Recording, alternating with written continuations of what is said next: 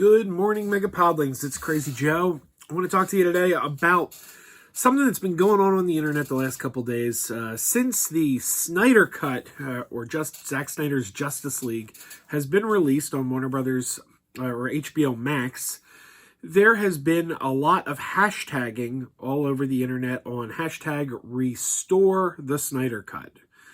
And it's a bit of a baffling hashtag. It's one of these hashtags where you're like, what does that mean? What does restore the Snyderverse? I'm sorry, restore the Snyderverse. What does restore the Snyderverse mean? And it's a strange hashtag because I don't really know what it means. Because the Snyderverse never went away. The Snyderverse has never been gone. The universe set up by Zack Snyder in Man of Steel and Batman v Superman has been continuing without interruption. Ever since Zack Snyder left, they've continued to make movies set in his universe. Just recently, Wonder Woman 1984. Wonder Woman 84 just came out around Christmas time. This was the latest film set in the quote-unquote Snyderverse, because this film is in continuity with everything Zack Snyder has done before. Before that, we had Birds of Prey. And before that, we had Shazam. And before that, we had Aquaman. All these films have come out in the last couple of years, taking place in the quote-unquote Snyderverse. So the Snyderverse is alive and well. And it will be back again later this year with the Suicide Squad sequel, Suicide Squad 2.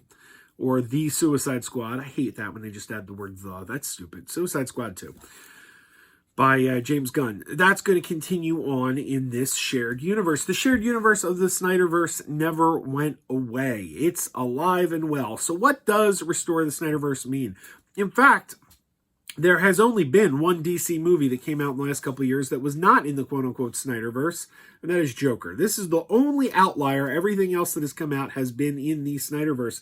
There was even a crossover with TV's Arrow, on an episode of Arrow during the Crisis on Infinite Earths when Ezra Miller's Flash guest starred there through the multiverse. So they even brought the Snyderverse in on television. So the Snyderverse, or the DCEU as it is known, is alive and well. Now, recently, the CEO of Warner Brothers said that they would not be continuing with the Snyderverse. Again, what does that mean exactly? They are continuing with the Snyderverse. Shazam 2 is coming.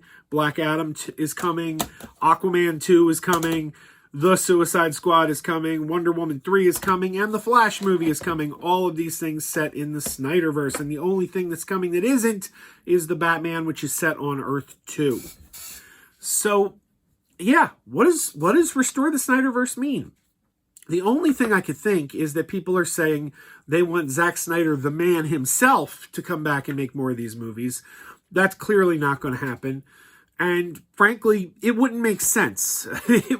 There would be no logic in that. You can like a thing. You can like a thing. But even when you like a thing, you have to be honest about the thing you like. Like, for example, I always say I hate the TV show The Big Bang Theory. I think The Big Bang Theory is a dumb show. But I have to be honest about The Big Bang Theory. I can't say, well, I hate The Big Bang Theory, so it's a failure. Because it's not. That's a stupid statement. It's not a failure. It is a big hit. It was a huge hit for CBS. It was a ratings juggernaut. It went on for like 10 years. For a while, I think it was like the most popular show on television. It generated a spinoff, Young Sheldon. So my dislike of the show doesn't change the narrative about the show, which is the show was a success whether I was watching it or not. So this is where we get into a weird place. If these Restore the Snyderverse people want Zack Snyder to come back, why would Warner Brothers ever do that? Like, that makes no sense. These movies have their fans. These movies have their fans that love them dearly. But ultimately, they are failures. These movies failed. This movie, Man of Steel, got 56% rotten on Rotten Tomatoes. This one is 29%. Critics hated these films, and not just critics. Word of mouth from the average filmgoer was so bad that these movies had big opening weekends and then crashed and burned in the subsequent weeks because word got out that they weren't very good. And I remember I worked with people, and I actually kind of like this one. I'm not a huge fan of Snyder's vision, but I actually will defend Batman v Superman. This one I won't defend. But yeah, these movies failed. And they failed so spectacularly that Warner Brothers lost faith in Zack Snyder. That's why Joss Whedon was brought in to complete this, because he was all... Mark my words, Zack Snyder would not have shot a single frame of film on Justice League. Not a single frame of film if he had not already been in Australia ready to shoot, prepping the movie when this opened. By the time this opened and Warner Brothers realized they had a failure on their hands, it was too late to stop on this. This was already going. Similarly, Aquaman. I don't believe Aquaman would have ever been made when Justice League failed if Aquaman had not already been brought before cameras. So yeah, this is why this movie, why Joss Whedon was brought in. Now, you may not like the results. Some people might think Joss Whedon did a terrible job with this. I disagree. I think Joss Whedon actually saved the film for me. But again, be honest about the things you like. I love this movie. The movie was a failure. There's no two ways about it. My loving this movie does not change the fact this movie was a failure. It got 40% on Rotten Tomatoes, terrible critic review, and it was pretty much a bomb. But again, part of the reason it bombed was this movie. Because this movie and this movie were the precursors. They had big opening weekends, then big drop-offs. This one didn't even have a big opening weekend. That is a repudiation. People who went to see these movies said basically, you burned us twice. We're not even going to bother giving this one a try. So there you go. Now, Zack Snyder's Justice League is doing fairly well on HBO, from what I understand. Okay, that's great. And it's a win for the fans. I'm glad that the Snyderverse fans got to see Zack Snyder's cut. That's great. It wasn't for me. I didn't like it. My friend Jacob, who I do the podcast with, he loved it. And that's sort of a beautiful thing. We have two versions of the film. You can pick and choose. You want to watch the Snyder version? You got that. You want to watch the Whedon version? You got that. You don't want to watch any version? You don't have to watch any version. But let's look at things logically here. The Snyder Cut shouldn't exist, if we're being honest. It shouldn't exist because a studio had to put $70 million more dollars. Some people say it was more than $70 million more dollars to complete a director's vision of a failed film. This film failed at the box office. This movie was not a hit at the box office. Studios don't just dump millions upon millions of dollars into something that has already failed. So the fact that the Snyder Cut even got made is something of a minor miracle, and that is a real win for the Snyder fans. And the Snyder fans should pat themselves on the back and take the win. But if you then call Warner Brothers saying to continue on and do more of these, why would they ever do that? Why would they ever do that when these failed so spectacularly? And there's no sense in that. Also, we got to keep in mind that after Zack Snyder left, after his movies, when Zack Snyder walked away, they had their greatest successes. Aquaman crossed $1 billion at the box office. Joker, which technically isn't in the DCEU, also crossed $1 billion at the box office. These are the two biggest hits in the modern era DC Comics has had at the box office, both of them after Snyder walked away. If you have your biggest hits after Snyder walked away, what motivation would you have to go and give him the reins again? It doesn't make any logical sense. It doesn't make any business sense. Also, we've got... Let's take a look here. Let's take a look. Zack Snyder makes Man of Steel, 56% on Rotten Tomatoes, and a box office failure. Okay. Critical failure, box office failure.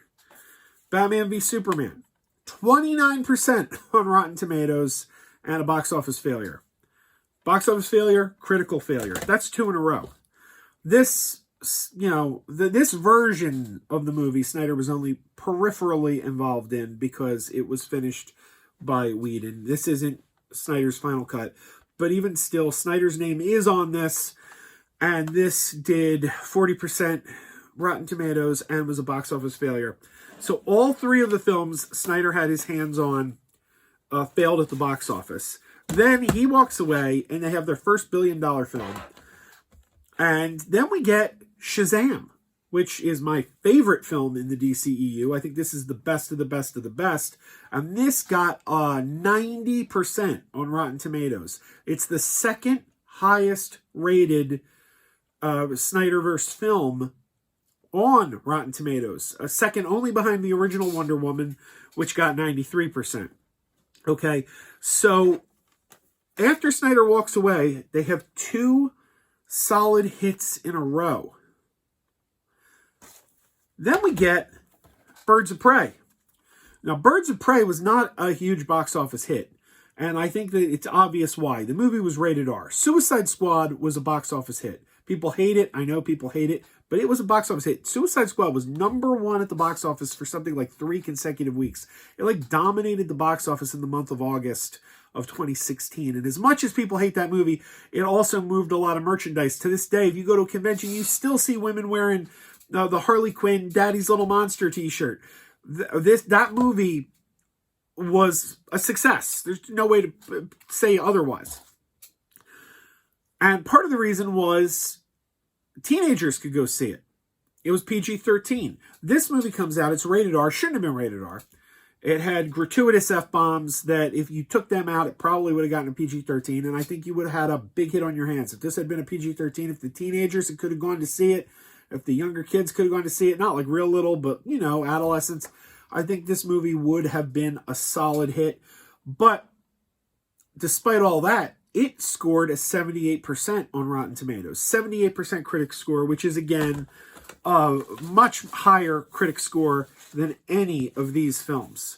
So they've now had 3 critical hits in a row. Critics have said yay to 3 films in a row. This is the first time in this history of the DC Cinematic Universe that they had 3 wins in a row. Because the first streak they had Man of Steel, that was a nay. Batman v Superman, that was a nay. Suicide Squad, that was a nay. Big hit, but critics didn't like it. And then you had Wonder Woman, yay. So 3 failures, a hit, a failure. It was like hit, failure, failure, hit, failure, failure.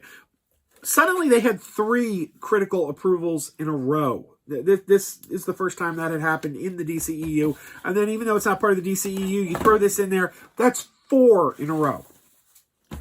Then came Wonder Woman 84. This one, critics did not care for that. I like this movie. It's a fun movie. It's not as good as the first one, but it's, I always say, my review of Wonder Woman 84, Wonder Woman 84 is good, but it could be better. But this is the only kind of outlier. Other than that, ever since Snyder left, it's been success. So what motivation would they have to go back to a failed vision? I don't understand. And that's only if that's what people mean. If people, when they say restore the Snyder Cut, are talking, bring back Zack Snyder, the man himself. We want him to personally direct more DC movies. There's no logic in that. And of course Warner Brothers isn't going to do that. It would make no sense. It would be a terrible business decision. You need to move forward with what is working. So we are getting an Aquaman 2 by James Wan. I think James Wan should also direct Justice League 2. He is my top choice to direct Justice League 2. We're getting a Shazam 2 by David Sandberg, who made the best film in the DC Cinematic Universe. We're also getting a spin-off of this with Black Adam. That's very exciting. We're getting Suicide Squad 2. Harley Quinn's coming back in that. Wonder Woman 3. The Flash movie sounds incredibly exciting because it's supposed to bring Michael Keaton back. We're hearing some weird things now about Michael Keaton saying he's not officially signed for that yet, but I think he might be playing coy. I mean, they even had him on the concept art from DC Fandom. I'm confident he's going to be in that. I don't think they would have been hyping it up at DC Fandom if they didn't have him signed. I think he's probably playing it coy. That's my guess. But they've had their biggest success after Zack Snyder walked away, and they've got really big things coming up, really exciting things coming up.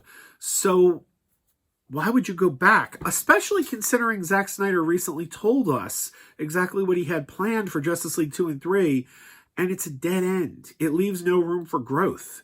He basically wanted to kill off Batman and introduce Superman's son as the new Batman.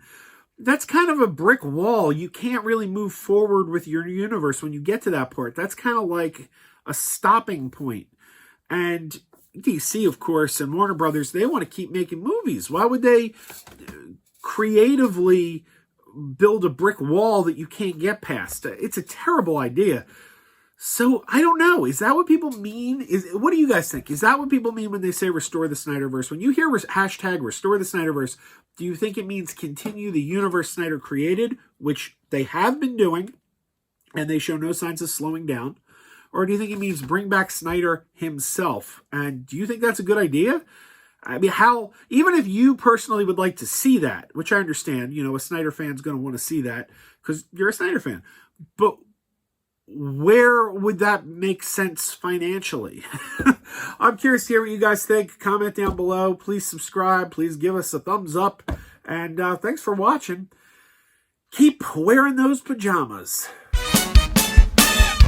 Keep wearing those pajamas with the plastic feet. Keep wearing those pajamas. Tell everyone you meet. Keep wearing those pajamas with the back door flap.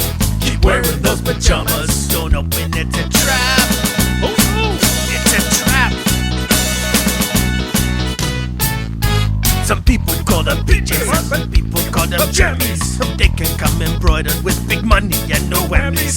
They can have 100 tiny commander Adamas. But no matter how they look, just keep on wearing those pajamas. Keep on wearing those pajamas. Keep wearing those pajamas. And now we're having fun. Keep wearing those pajamas. And now the song is done.